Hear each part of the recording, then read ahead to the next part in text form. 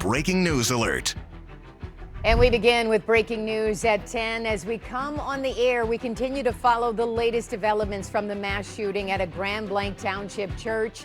At least 5 people are dead, including the suspected shooter. 8 others were injured in the attack. 40-year-old Thomas Jacob Sanford accused of setting fire to the Church of Jesus Christ of Latter-day Saints, ramming his truck carrying 2 American flags and opening fire. Thank you so much for joining us for 7 News Detroit at 10. I'm Carolyn Clifford. And I'm Rudolph Snyder. First responders continue to comb through the debris of the church. FBI agents and Michigan State police officers are in Burton searching the suspect's home for evidence. They have been on the scene for hours now, working to get more details about a possible motive and details on how the suspect carried out this horrific crime. We do have team coverage live from Blanc Township tonight and from the suspect's home as we dig for more information. 7 News Detroit anchor Mike Duffy outside the Church of Jesus Christ of Latter-day Saints. Mike, what a tragic day for the entire community. Ruta, Carolyn, it really is a tragic day. We've been out here for hours, so we want to break down what we know so far. We know the attack happened this morning at 10:25 a.m. at the Church of Jesus Christ of Latter-day Saints in Blanc Township. We know 2 people were shot and killed. 2 other bodies were found in the church in the fire aftermath. The suspect was shot and killed by police at 10:33, just 8 minutes after receiving the call from police.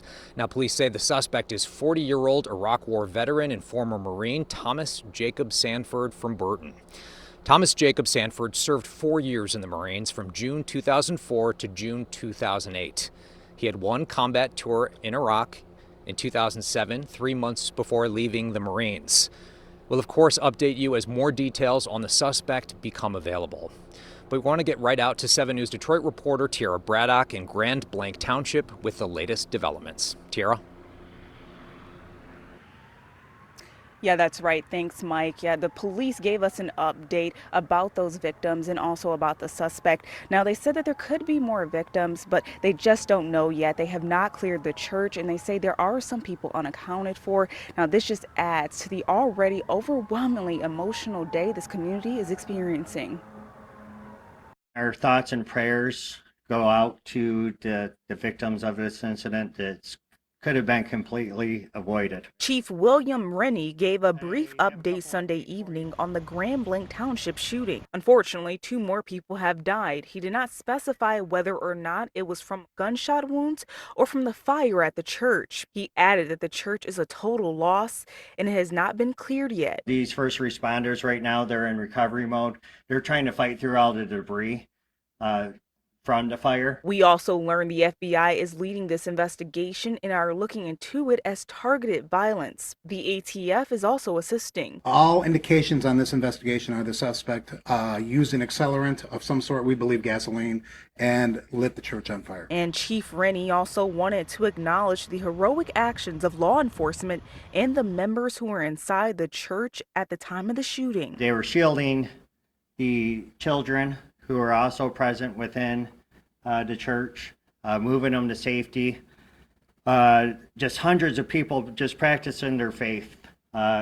Just extreme courage, brave, and that's the type of community that we are. Now, as you heard the police chief say, there were hundreds of people in that church. Now, if you have a family member or a friend or someone that you are not able to get in contact with and you think they are at the church, I want you to call this number. It's 248-705-7352. I'm going to repeat that again, 248-705-7352. Now call that number so you can try to figure out some answers with police. But for now, I'm live in Blanc. Tiara Braddock, 7 News Detroit. Okay, Tiara, just tragic to think about all those children who were in the church at the time of that shooting. Now we want to turn to 7 News Detroit reporter Darren Cunningham, who is live in Burton. That's where law enforcement have been searching the suspect's home and property for hours. So Darren, what does that scene look like tonight? Yes, good evening, Mike. The State Police Bomb Squad left at right around 8:45. At the same time, at least a dozen unmarked law enforcement vehicles drove into the scene here, to include a crime lab unit. It's in the driveway at the moment. It's obviously dark now, but I want you to get a look at what we're seeing. This is the best view we can get for you. Now, at one point, there were a couple dozen people at the edge of Thomas Sanford's driveway here, so investigators at this point are in the home searching for clues. We know that the FBI has taken the lead on this investigation. Now, I want to give you a little bit more background on the suspect. Here's what we know so far about him. He's a 40-year-old Iraq War veteran, as has been stated, according to officials. Sanford served 4 years in the Marines from June of 2004 to June of 2008, according to the U.S. Marine Corps. He ultimately rose to the rank of sergeant and served one combat tour in Iraq, Operation Iraqi Freedom, in August of 2007. That battle in particular was known to be volatile. He discharged from the military in March of 2008, and according to the Marine Corps, Sanford was given the typical recognition for those of his rank. Now, the ATF addressed the fire that was set at the church by the suspect. Here's what they had to say. All indications on this investigation are the suspect used an accelerant of some sort, we believe gasoline, and lit the church on fire. Was it an IED he may have used? There are, at this point, I'm not going to comment on IEDs. I will confirm that there were some suspected explosive devices that were located. Don't know the suspect, but I just was speaking with somebody in the church parking lot back over here that is a really good friend of his. Said he was a true stand-up guy, would do anything for anybody, and he has no clue why something like this would happen or why he would go this way because of the type of person he was. Now, that gentleman was referring to a church here near Sanford's home. We're about 8 miles from the church where this incident happened. Now, coming up on 7 News at 10:30, you will hear from another neighbor, a gentleman who interacted with the suspects a number of times. You will hear what he had to say, so you'll want to come back for that. Mike, I'll send it back to you. All right, Darren, of course, we are in the early stages of this investigation. We've also been hearing the heart-wrenching stories of survivors in Grand Blanc all day long. Earlier today, 7 News Detroit reporter Faraz Javed spoke with a man who was inside the church and was injured while trying to get others to safety. Take a listen. What happened? So we were driving away. We were trying to gather as many people as we could. There was a couple of elderly ladies that we were trying to get into safety, so we got them into our car. I saw the active shooter come out of the building, and at that point I just started trying to drive away.